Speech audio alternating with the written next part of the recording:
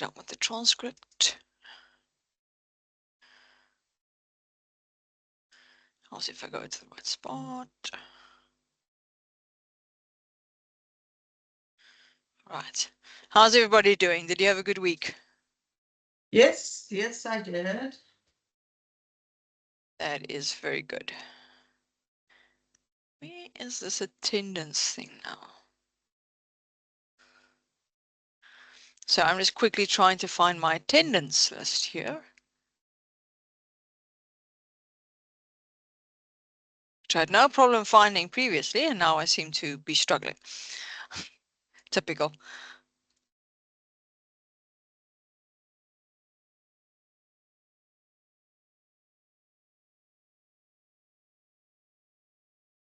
Okay. So have you ladies started looking at the, well, I'm trying to find this thing. Have you people started looking at the attendance registers? Oh, at the attendance register. Oh my word, I'm so sorry. At the found the attendance register. That's what happens if you try and multitask this time of night. Have you? It's already Friday in my mind work-wise.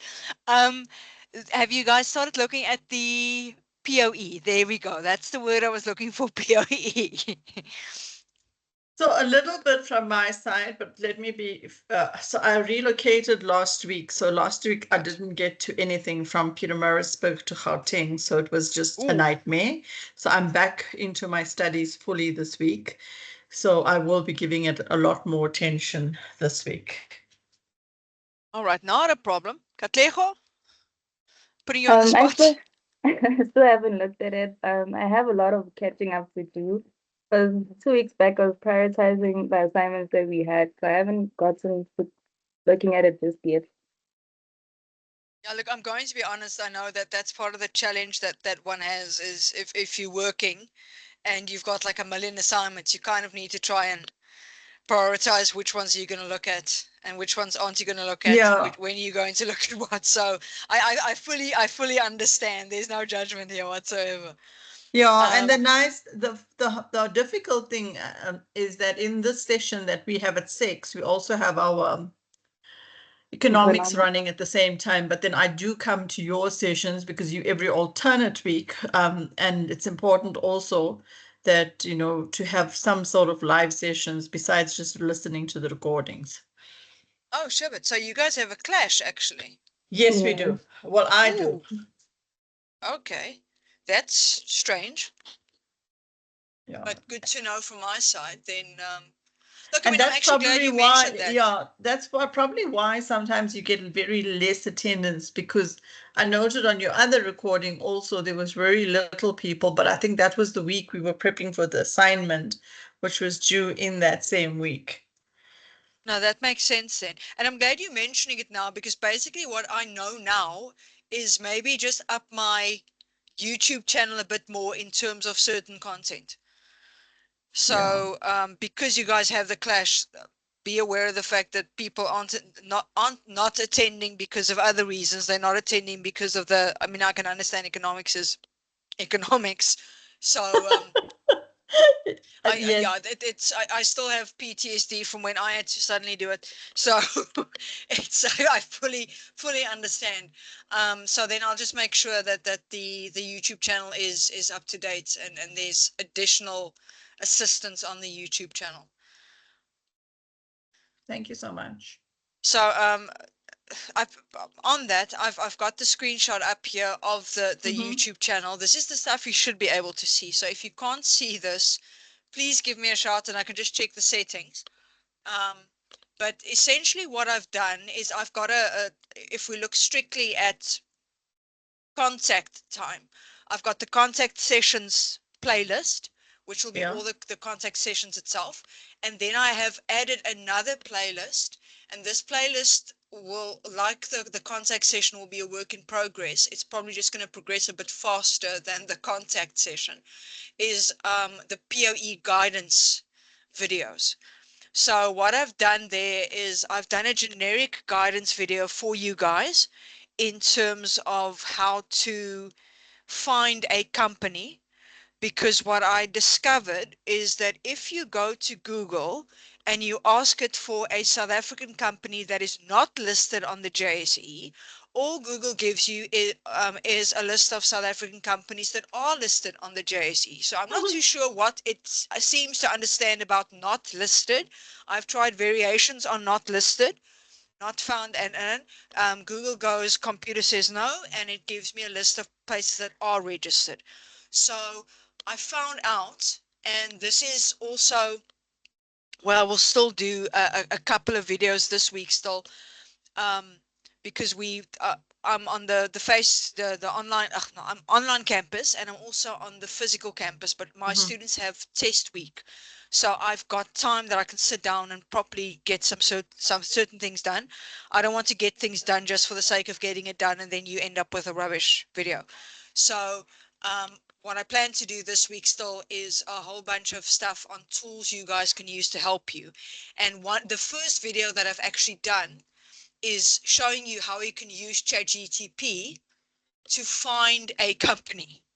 Because if you ask ChatGTP, give me a list of companies, South African, that are not on the JSE, they actually give you a full list. So I'm more than happy for you guys to use that, and we look at the referencing for that and all of that. And you can use that as guidance, because like I said, Google is absolutely useless with regards to that. What I've also done is I'm going to add individual videos per task. So I've added a video for task 1, a video for task 2, and a video for task 3. And in it, I just give you generic guidance in terms of things to look out for, places where you can source information, specific content that I expect to be in your answer, and all of that. So you can have a look at that. Obviously then the contact sessions, and then the other playlists are basically, I'm going to try and see per learning unit, if I can't add a couple of interesting videos here and there. Finding short videos is a bit of a challenge. A lot of the videos, I just found 2 really good videos, but the one's 37 minutes and the other one's almost an hour. So I'm going to see if I can take highlights out of those videos and make those available to you guys. Then also what I've done is I have included a case study for human resource information systems, and this is about Liddell and the failure for a human resource information system that they've had. There are a lot of short reading pieces, videos available on it that you can go and watch, and you can give like a Reader's Digest answer. And then when we're doing revision towards the end, then we can chat about that. And then I also, with regards to your POE specifically, I have added a discussion forum for POE questions. So you can actually, if you go into the POE questions, I've broken it down per task. So you can go and have a look, and if you have a specific question with regards to the POE task 1, you can put it on the forum. I am subscribed, so I will get a notification you've asked the question, and I can then respond. So from my side, those are things I wanted to sort of pay attention to. I'll add a couple of other case studies as we go along, but obviously I can understand the POE is probably the more pressing matter. All right. Any questions, any comments, any requests from your side? No, at the moment, I just want to confirm very quickly before we go on to the session. For now, we should be seeing up to Learning Unit 4. Is that correct on our actual screen? You should actually be able to see 5. Are you not able to see 5? I just want to quickly tell you. I can see 1, 2, 3, 4. Yeah, 5. Job design and analysis. So can I ask, Andile, as we go through each lesson, then that will automatically move on to the contents as we finish each one. Is that correct? That's how it looks like it's working. Yes. Okay, perfect. I'll just watch it as well, because I think I was the one that had the horrible experience in the beginning. Yeah, no. Look, I'm going to be honest. I mean, I was under the impression, because I actually sat down with our tech aide. I did promise he was going to sit down with our tech aide. Yes. And I actually left the Learning Unit 4 the way that I had the settings. And just so that, I can show this is what the thing's doing. is it supposed to be doing this or is it not supposed to be doing this? And then I found out to my shock that if I put it on a calendar, Yeah. it doesn't take it as a it's not a it is still available but you're late thing. It goes on as, oh, you just don't see it anymore, there was a deadline. And I'm like, no, that's not how it works. So I'm adjusting those as we go along. So the moment that the learning unit is done, then I'm busy in the calendar making some changes to that, so you should be able to see, No, it's fine. continue seeing all the learning units. Like I said, that was my error. I legit thought, okay, if I put the pacer on the calendar, it's like, oh, okay, in week, um, where are we now? In week Say from 24 March 21st to to the 1st, you've got a 30, week to, we're yeah. doing learning unit 5. And just so that you know, okay, this is where I'm supposed to be. And if I leave it like that, it's fine. And then this thing goes, no, I'm going to remove it. So I'm like, okay. So I'm just, as we go along, I'm just removing that fine. Like on the last day, I removed the due date thing, and that seems fine. Happy. So yeah, Thank you. that's what happens if you try and create a pacer on the calendar. Apparently, I'll figure out how to do it more smartly as we go along, I hope. So yeah, thanks for letting. If anything like that, just please let me know, because like I'm still playing around. I'm still learning ARC. There's a lot of stuff I don't know yet, and or things that I think, oh, this should do this because the previous system used to do it, and then, oh no, it doesn't do what the previous system used to do. So yeah, it's a bit of a learning curve for everybody. So Well, but any thank you very feedback is much for always your very help. Yeah. welcome. Lego, anything from your side? No, ma'am, no questions. Okay, cool bananas. All right, so we're starting with chapter 5 this week, which is learning unit 5, job design and job analysis. So with these sessions, I kind of want to just have informal discussions with you guys about these things. I don't want to be the only person talking. I want to hear your input, what you've seen, what you haven't seen, things that bother you, things that might be relevant for you guys. So my first open discussion is, why do we need to know what a job entails? So what's your take on that? Why do we need to know what is required?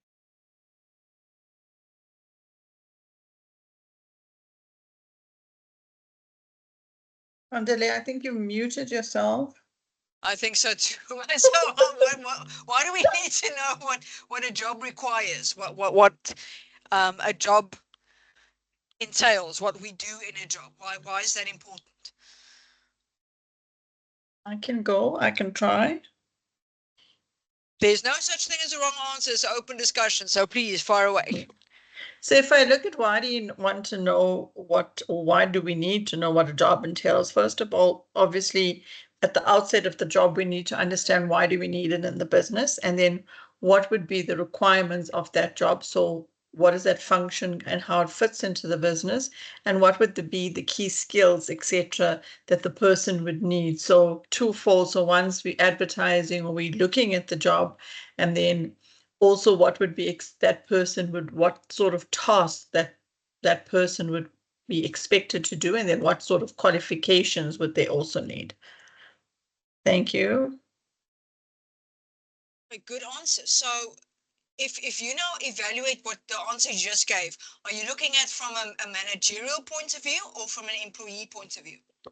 I think both sides, because obviously if it starts with the manager, and then obviously once the employee starts with us, they need to know what's expected of them. So we expect, I would say, we would expect that that person has certain competencies, that they're able to do the job, and also to be clear on what's expected of them and how do we measure them and whether they are able to actually do the job. So the initial part would be from the employer portion, and then the second part would be from the employee portion. Now, okay, on that very quickly, and I'm gonna actually revert back to the previous learning unit. what are the potential consequences if I am not suitably skilled to do my job, or I'm not adequately performing in my job? So if we bring you in and, okay, if I'm the employee, I'm not adequately performing. One, I put obviously pressure on the team around me. Two, I become almost, in terms of time and effort that gets put into me as the employee, it becomes a performance issue. And then I probably will also need to be retrained, but I've already committed that I can do the job. So it begs the question of whether I actually was really truthful in saying that I could do the job based on the advert and my experience. So it does create a lot of problems, not just for the employee, but also for the employer as well, because now I'm not able to fulfill a task, meaning that I now have a negative impact on the team and production as well. Very well said. And you touched on a couple of things we're going to get to, but I'm glad that you mentioned a couple of things. You spoke about the job ad and can I do the job that's being advertised and so forth, and did I not maybe misrepresent myself? Yeah. I'm not sure if you guys are aware, there was a case here actually where I live in Gqeberha at a local public hospital where a lady worked as a radiographer, and she claimed that she had finished her radiography qualification from the University of the Western Cape. She worked as a radiographer, and amongst other things, you are required to be registered with the Health Professions Council, this whole thing. It turns out that she had not finished her qualification. And now please note, she's working in radiography. So she's taking x-rays and heaven knows whatever else. And I don't know if either of you have ever had x-rays taken, but the doctor gives a very specific list of positions you need to be in and have the x-rays taken in. So it's not just, oh, okay, point and shoot sort of thing, to just be a bit flippant about it or sound a bit flippant, which is not the intention. So it turns out not only did she not finish the qualification, she failed 2 of her major modules so badly that she didn't qualify to write a resup or a sup or re-exam or anything like that. So she would never actually finish the qualification. But she was working in radiography. And now you see, she was actually the matter went to court. It was a long thing, and there was a misrepresentation claim and hearing and everything from the side of the hospital. But now my big question throughout that whole thing was, okay, yes, she did misrepresent herself, which is serious in labor law. And in terms of a person not being able to do their job, it's a dismissible offense eventually. And what I liked is you said I might need to be retrained, which is the legal obligation. You can't just dismiss somebody because they're not performing at the job.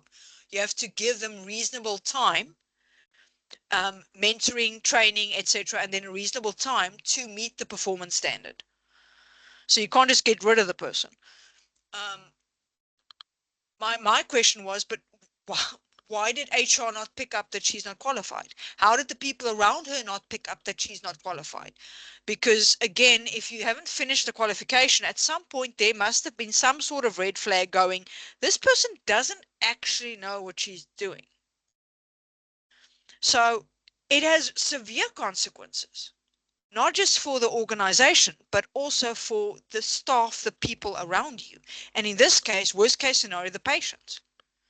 Yeah. Because now my other question is, did she maybe not injure a patient in the process? Because I mean, I've had x-rays and stuff done with fractures and things, and they need to be careful how they move you. They can't just move you. So if you are injuring the, yeah, it's a long, so it's very, you need to know what a job entails. You need to know what it's there for. From a manager point of view, that I know that this is what's expected of the employees. From the employee perspective, I know what's expected of me. And also when you're putting out the job ad, you need to advertise so that you can get in staff that have the competencies, skills, qualifications, whatever might be needed to do the job. And so that the applicant can sort of say, oh, okay, I'm supposed to be able to do this, this, and this, and this.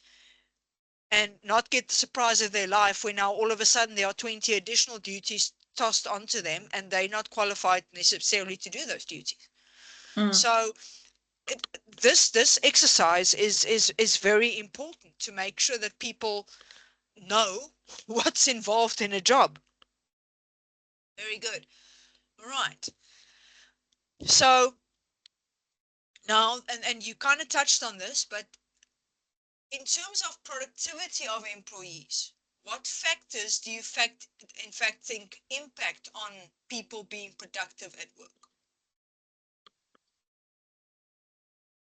And you can tie it into some of the stuff you've said before.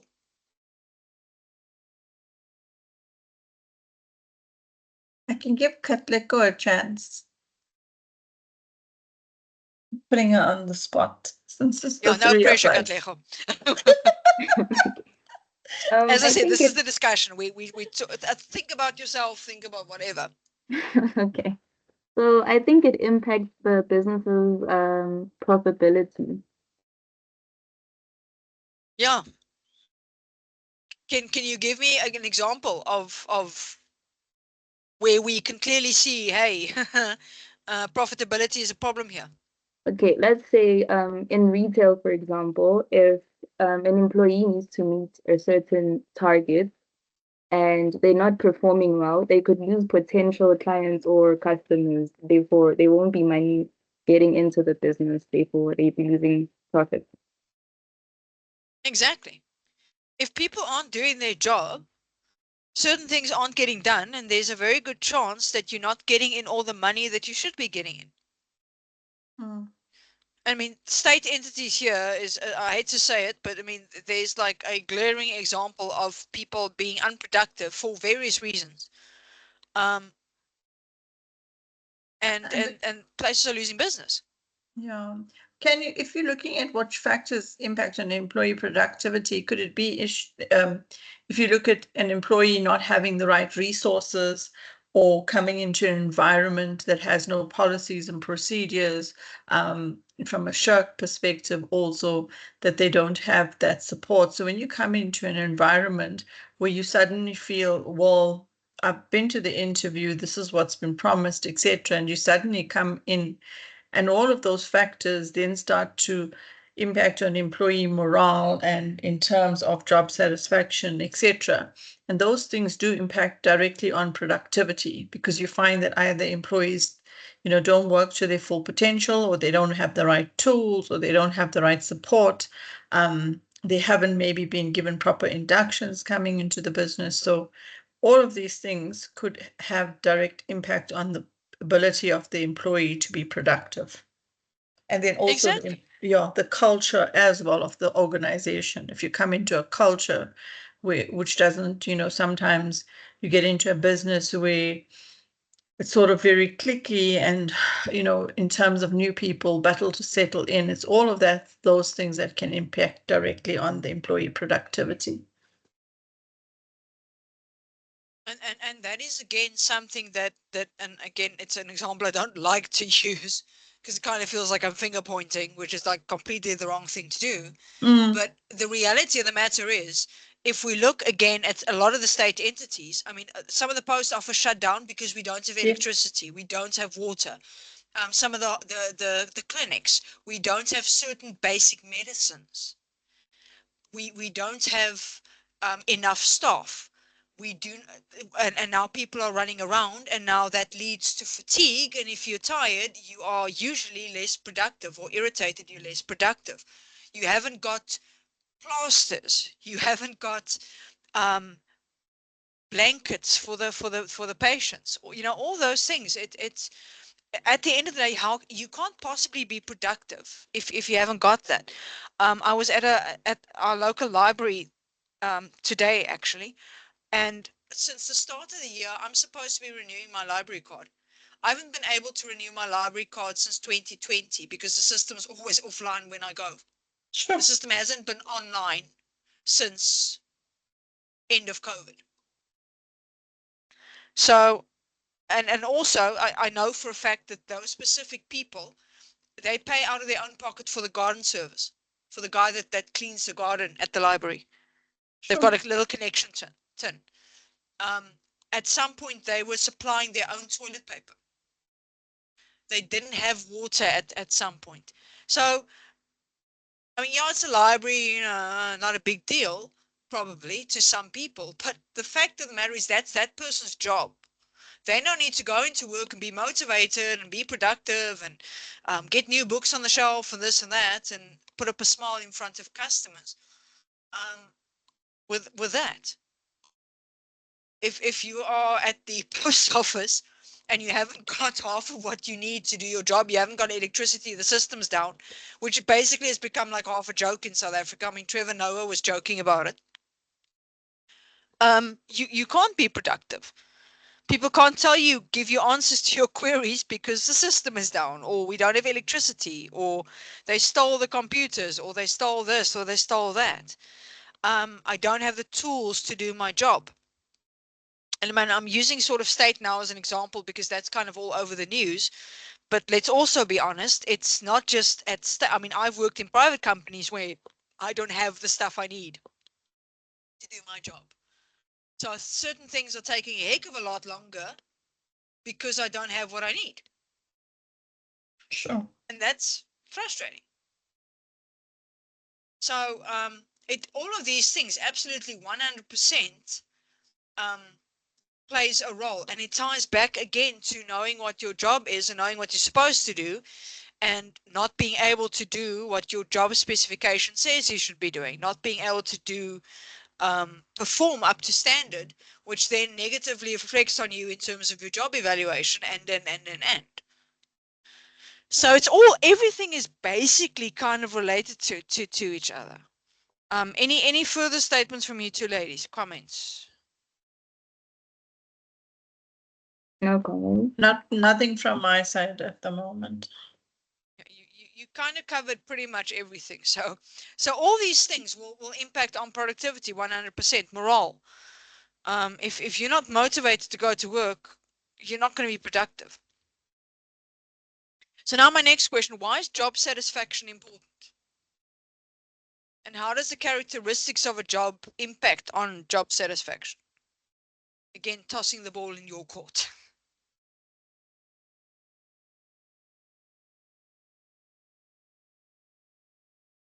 Okay, I think it provides a higher productivity. There'll be lower turnover in terms of employees who enjoy their job. They're less likely to leave if they're enjoying what they're doing, and there'll be a better work quality.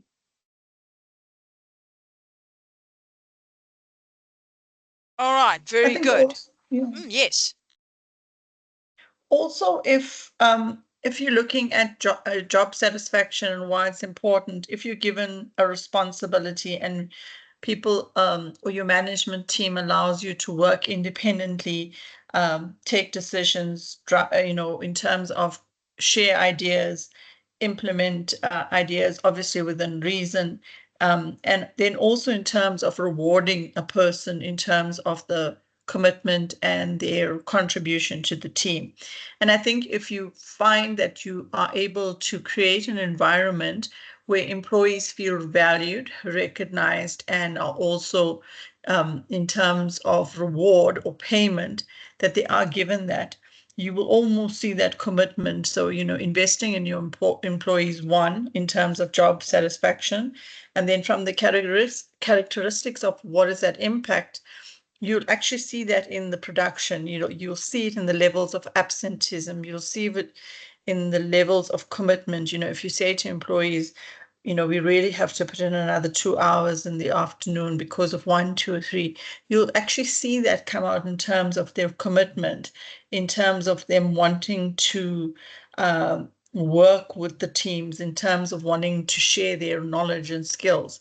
But it has to come from a place where they're satisfied and that they can be feeling that they're part of a team and that they are also appreciated for their work. Yes, they're paid a salary, but I think the business world has changed so much in terms of that. And if people don't find that, you're also seeing that there's a lot of exits in businesses as well.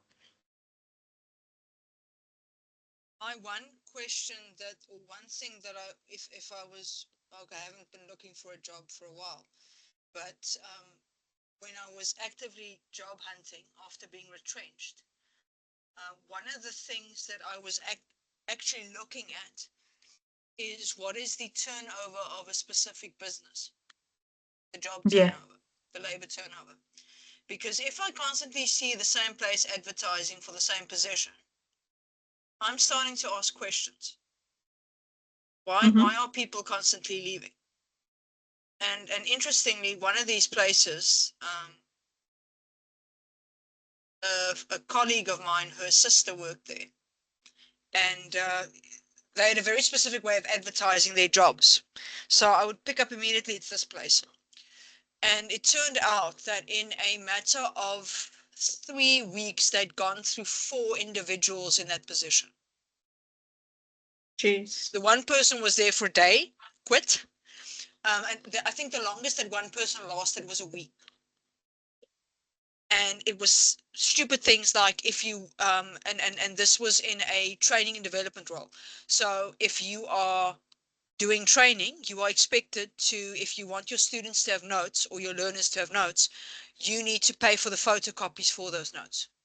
The institution's not going to pay for it. So you need to pay out of your own pocket to give them handouts and notes. No plans, no this, no that, resources not there. Remember, if you don't do this and this and this, there's the door. So it's, I listened to this, my eyes were like saucers, because you can't see, but that the person just, that specific person ended up, I think she lasted about 4 days or so before she quit. Sure. She was like, I'm not working here. And you can't blame them. So that,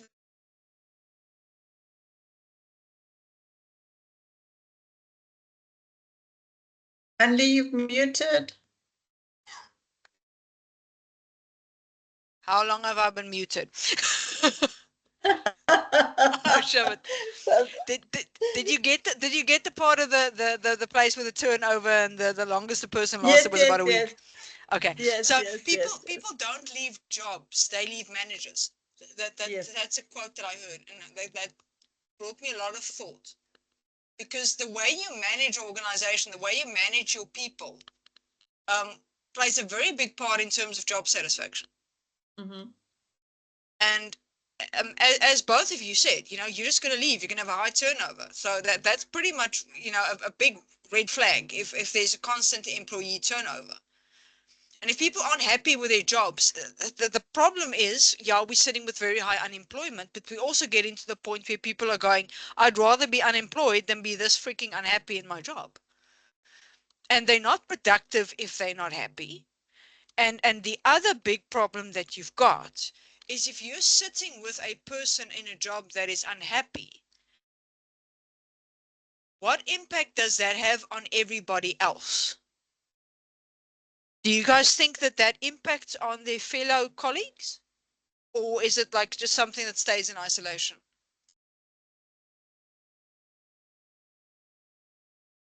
I think it impacts every employee because I'm speaking from experience when I say this. I also left my job because I wasn't happy, and having conversations with colleagues, they also not happy. So it's sort of like they want to follow my footsteps. So it definitely does affect other employees in the organization. Oh, so employees talk amongst each other. Yes. You can't make the mistake of thinking, oh no, people don't talk. People Don't talk to each other. Yes. And then depending on how, and we also know people's personalities differ, and some people are very vocal and some people are, I almost want to say, aggressively vocal about things. And then at some point you kind of get hurtful of this. I might actually be happy in my job, but now this other person is dissatisfied for whatever reason. Maybe it's a valid reason, maybe it's not. I've seen people with valid reasons for being unhappy in their jobs, and other people with invalid reasons, because quite frankly they were being called on the fact that they were not doing what they were supposed to do, and they don't like the fact that they're being called out on, you're not doing what you're supposed to be doing. And to tie into a previous point that you were making, now it affects the team, and now the team members are starting to get annoyed, so the manager has no choice but now to start saying, listen, toe the line or else. So I've seen both sides of the coin, but people are talking. And now you start potentially, if it's a case of you are actually the problem, the job isn't the problem, the manager isn't the problem, you are. Now you come and you're whining the whole time, and now people around you start getting negative because you're constantly negative. So, and that can create a bit of a toxic environment as well. And then the moment you've got that, everybody's job satisfaction goes down the drain, everybody's productivity goes down the drain. Nobody wants to come to work because then I have to listen to Pete Baloney from Benoni complaining again for 3 hours straight, and so that happens. So you need to understand it's not it impacts the customers, it impacts the rest of the team, it impacts management, it impacts absolutely everything. Um, and you can't ignore that. And I also like the fact that you were speaking about autonomy and that sort of thing, because some people want to be micromanaged and other people don't. I personally, I don't like it if everybody's checking up on me every 3 seconds. Have you done this? No, Have you done this? You can give me a list. This is what you're supposed to do. And I exactly. can check myself. And if I'm not sure, I'll ask. But I don't need somebody like every 2 seconds basically looking across over my shoulder. What are you doing? What have you done? Why are you doing that? Mm-hmm. Whereas some people need that. And that's also, as a manager, your kind of prerogative, where you need to know who do I need to micromanage and who do I not need to micromanage. Exactly. Exactly.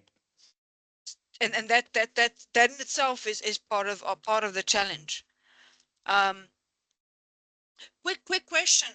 Technology. How does that impact on performance and satisfaction? I mean, we've done a chapter on human resource information systems, but technology and it coming into the fold, does it help or does it hinder, or both? I think both. It can help lower production sort of, helps with task minimizing task. At the same time, there's a risk of technology taking over and taking people's jobs at the same time. So it's a bit of both. Mm. And to add to Katleko's point as well, if we look at technology and the new high-risk systems that are coming in also, it's how do we manage that change? Because what we need to realize is things like AI and ChatGPT and all of these new technologies coming at us fast and furious. With that is also the risk and the threat, constant threat, obviously, of breach in terms of IT breaches, etc. So that poses a risk. If we're looking at our workforce and if you look at the newer generation coming in, they are a lot more tech savvy. So we need to almost manage that as in a workplace where how do we get our current workforce up to speed? Do we have the right equipment? Do we have the ability to make these changes? And when we are making the changes, are we able to train and upskill our people so they're at that level? Yes, there's always going to be a certain amount of technology that will take over most, in terms of certain roles and jobs, but they also need the human part of it that's always going to be there. So it's a little bit of making sure that we take our people along with us. And I think the systems that are coming in definitely are going to save us some time because a lot of the systems can pull out your reports and do the basic stuff for you that previously you'd spend hours doing in terms of numbers, etc. And I think that technology is definitely going to be a benefit, but if it's not introduced at the right time and with the right training, we could have a challenge. I have a question for you ladies. Did you sneak a peek at my slides before you came here? No. Because you both of you are like touching on a whole bunch of points that I've got in my slides. Because technology is, as you say, it's both a help and it's both a hindrance. It depends on what the specific situation is, which brings me to my next one, the impact of AI. Whether we like it or not, AI is here to stay. And if I look at how all encompassing it is all over the show, um, the biggest mistake we in the HR field can make is to say, oh, we are not going to embrace it. The fact of the matter is, whether we like it or not, and from an academic point of view and from an HR point of view, there are certain things that I like about it and certain things that I don't like about it. We had a whole discussion, South African Board of People Practices, about hiring and AI in hiring, where there was a long discussion about how the AI is now used to select candidates and to filter out candidates. And now there's this whole ethical discussion about, okay, you know, that's great. It saves, obviously, it's fantastic, because now I've got, and to give you an example of the kind of numbers you could potentially look at, I'm not sure if either of you have ever been involved in recruitment or not, but this is probably 2012 that I'm talking about now. So that's a good couple of years ago. I was doing some development work for UNISA, and part of the requirement was that you had at least an honors degree in the field that you wanted to develop for. And their system at the time wasn't AI per se, but it was automated to a certain extent. Frustrated me a little bit, because you have your CV and then you have the system, and all the information that's on your CV you have to now go and type in on the system, and then you have to attach a copy of your degree certificates, and you have to attach a copy of your result certificates, and you have to result statements, and your ID and this and that, and then you still have to attach your CV, despite the fact that literally everything in the CV you've now put onto the system. So it's quite a lengthy process to actually fill in the application. So anyway, ended up being sent to Cape Town for training. And myself and one other guy from Gqeberha, we were there. And we ended up somehow meeting or running into the HR, the head recruiter for UNISA. And we were kind of having a bit of a discussion, and I'm not sure how it came about, but the guy was saying to us, now we got over 33,000 applications. And I remember, this is if you need a minimum of honors. And out of the 33,000, they tossed out something like 22,000 on the spot. The system eradicated 22,000 applications because of the fact that they didn't attach a CV, or they didn't attach a copy of the ID document, or this or that. So not stupid reasons, but I mean, you kind of go like, really? You could have just, asked again or something. But the system tossed it out. So now we go from 30,000 to 11,000. And now now you toss it through another system, it narrows it down even more. And now, as the actual human being now dealing with the applications, I only have to sift through 1,000 or something. At the end, they narrowed it down. They whittled it down to about, I think, 350 people that at the end of the day were selected for training and were then going to go and develop the content. So the amount of applications that an HR department gets is immense. So, I mean, if AI can whittle down to only the most suitable candidates, I mean, what a pleasure. But at the same time, if you're going to be too strict in terms of your criteria for whittling down, or you're not going to set the AI correctly, are you not maybe missing good talent? So, it's a help and a hindrance. And at the same time, like I said, not all of these systems. I mean, I've sometimes with AI, I'm like, is that your final answer, or would you like to phone a friend? Because that does not look like the right answer to me. Sorry. AI is still fallible. And tied to that, what you said, Malini, about the fact that you're now sitting with a workforce that needs to be able to harness technology. Yeah.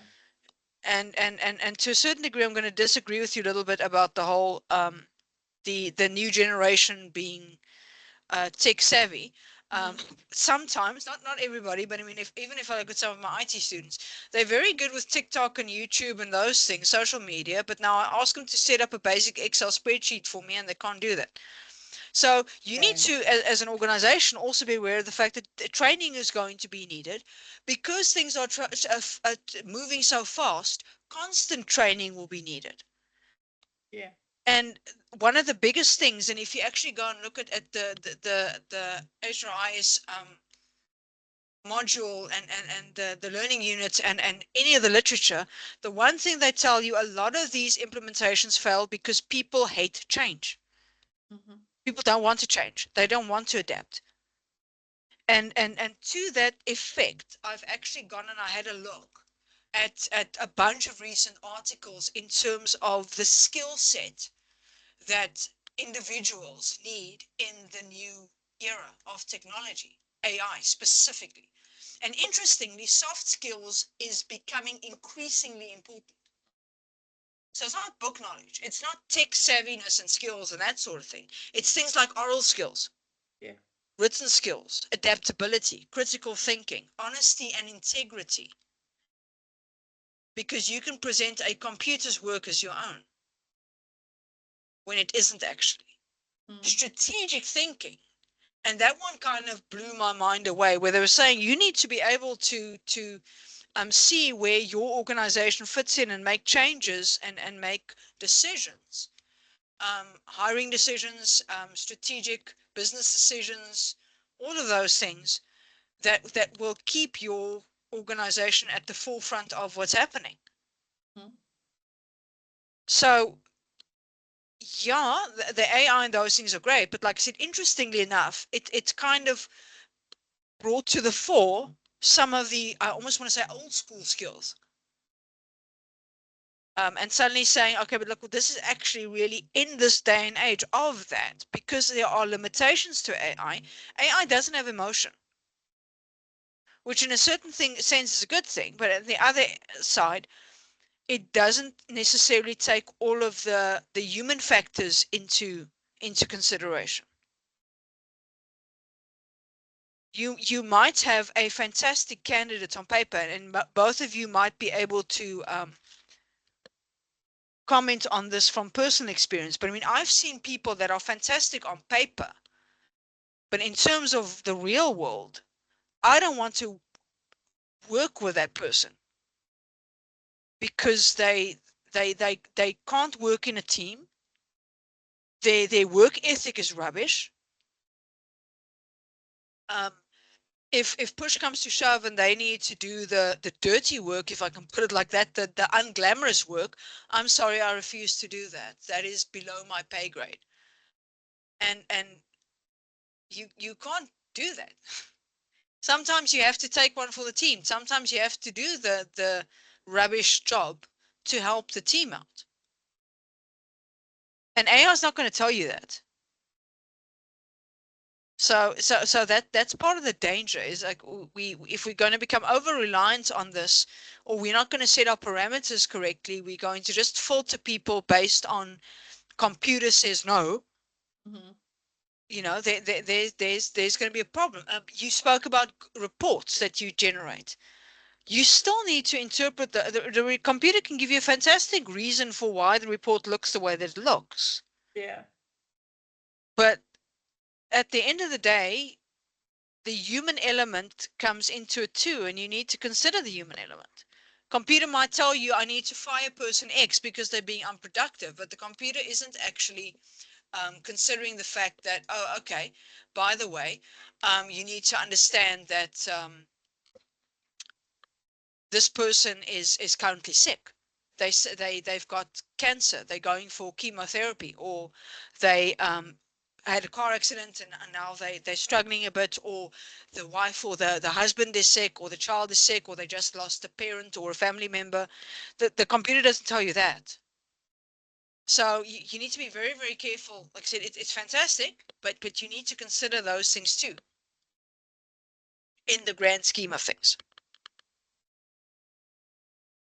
Any other comments from you guys on that? And maybe this list of soft skills that are becoming increasingly important with the advent of technology, if I can put it that way.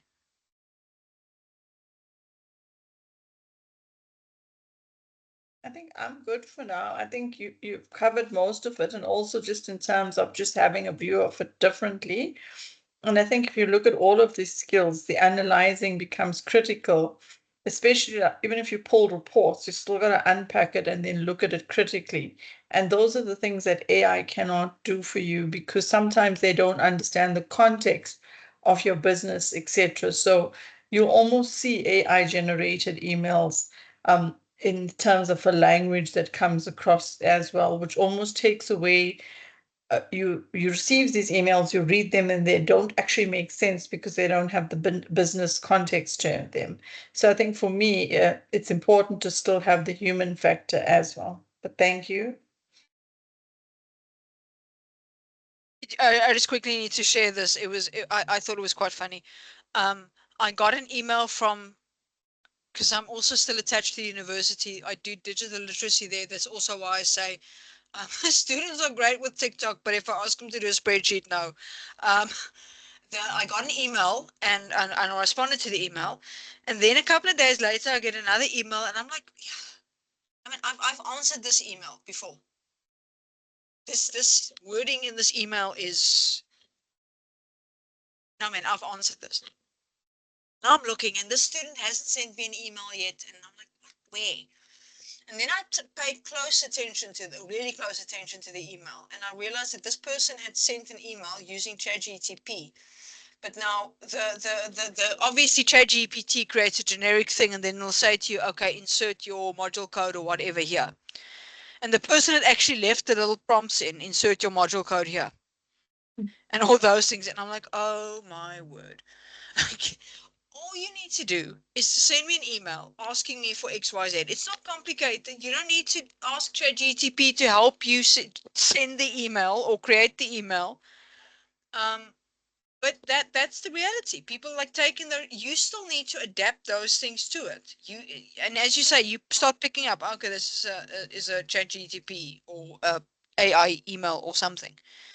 And people want that one-on-one interaction. There are a lot of people that still want that personal touch, if I can put it that way. If I look at the amount of people that are complaining about the fact that these days, if you have an issue with a bank, you can't go into the bank, or it's very unlikely that you can go into the bank and speak to a human being. You're talking to a computer the whole time. You're talking to an AI. And I don't know if you've had the pleasure of dealing with one of these AI systems, but I haven't actually gotten to the point where the AI actually directs me to the right section ever.